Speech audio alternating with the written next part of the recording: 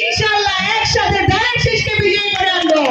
যে মুক্তিযুদ্ধ ঘোষণা করেছিলেন তার মধ্য দিয়ে যে বাংলাদেশ গড়ার স্বপ্ন দেখেছেন, আমরা সেই লক্ষ্যে যাচ্ছি, খুব কাছাকাছি আছি জনগণকে সাথে নিয়ে, জনমতকে পাশে নিয়ে এগিয়ে যেতে। ফেব্রুয়ারি মাস আপনারা জানেন ভাষা আন্দোলনের মাস। বাঙালি ভাষার জন্য যুদ্ধ করেছিল ফেব্রুয়ারিতে।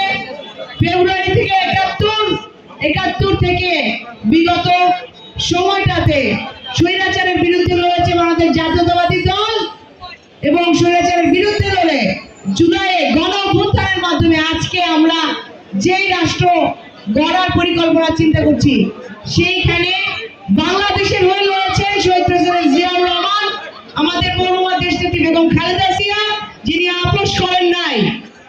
এই ভাষার মাসে ভাষা শহীদদের শ্রদ্ধা রেখে আমরা চাই 12ই ফেব্রুয়ারি আপনাদের সবাইকে সাথে নিয়ে, সবার জনমত দিয়ে